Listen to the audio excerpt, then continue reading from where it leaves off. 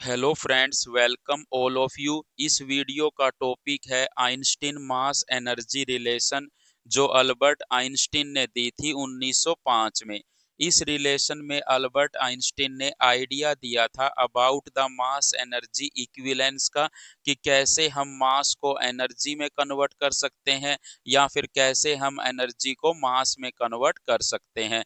इसीलिए इसको मास energy relation कहते हैं। और वो रिलेशन क्या थी? E equal to M C square. यहाँ पे E क्या है? एनर्जी। M क्या है? मास। C क्या है? Speed of light in vacuum, जिसकी वैल्यू होती है 3 × 10⁸ मीटर पर सेकंड। सो अगर आपको मास गिवन है तो आप एनर्जी बता सकते हो, अगर आपको एनर्जी पता है तो मास बता सकते हो। सो हम कह सकते हैं कि मास जो है कितनी एनर्जी के इक्विवेलेंट होगा ये बता सकते हैं, और एनर्जी जो है कितने मास के इक्विवेलेंट होगी ये बता सकते हैं इस रिलेशन के द्वारा। इसलिए हम कह सकते हैं कि मास को हम एनर्जी में चेंज कर सकते हैं या फिर एनर्जी को मास में चेंज कर सकते हैं। सो मास और एनर्जी एक दूसरे में चेंज हो सकती है, इसलिए मास और एनर्जी दोनों क्या होती है? इंटरचेंजेबल होती है।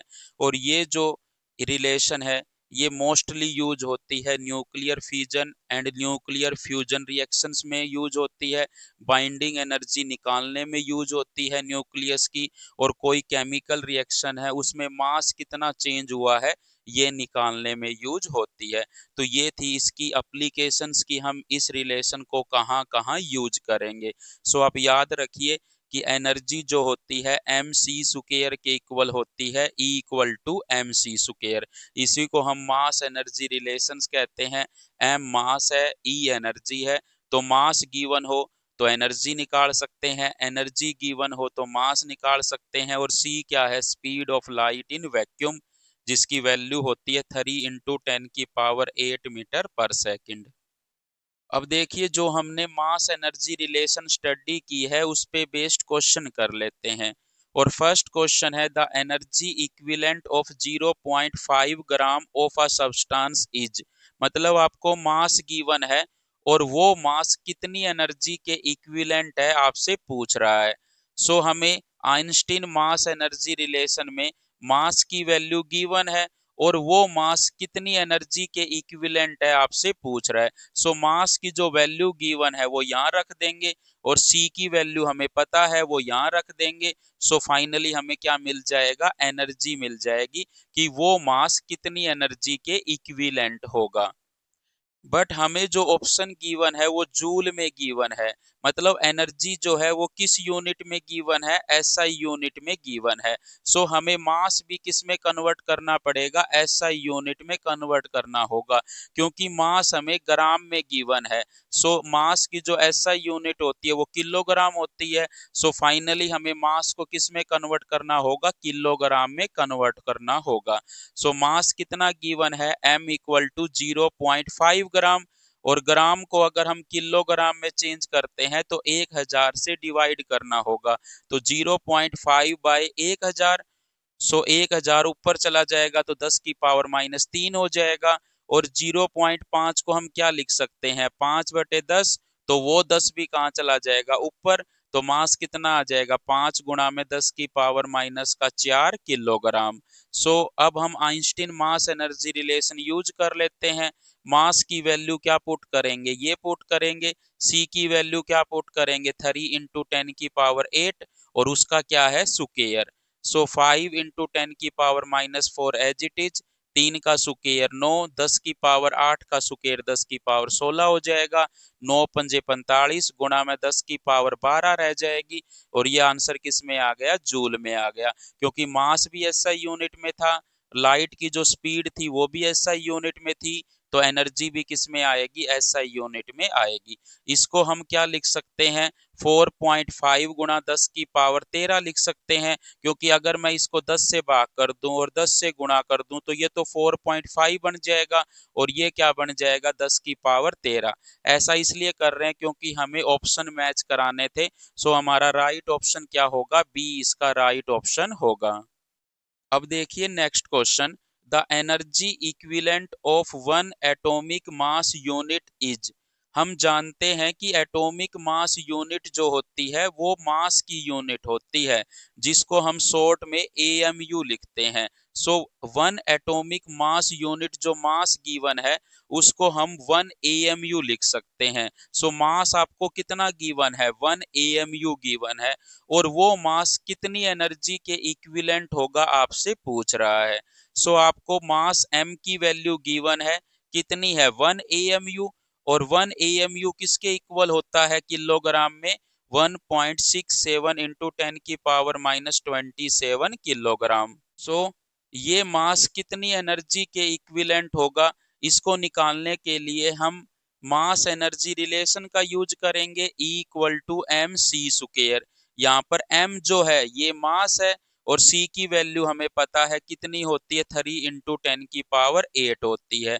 सो मास किस में गिवन है, किलोग्राम में, और c की वैल्यू हम मीटर पर सेकंड में लेंगे। सो हमें एनर्जी की वैल्यू किस में मिलेगी, जूल में मिलेगी। बट हम उसको किस में कन्वर्ट कर लेंगे, मेगा इलेक्ट्रॉन वोल्ट में कन्वर्ट कर लेंगे। सो हमें फाइनली जो एनर्जी मिलेगी वो कितनी मिलेगी, 931.25 मेगा इलेक्ट्रॉन वोल्ट मिलेगी।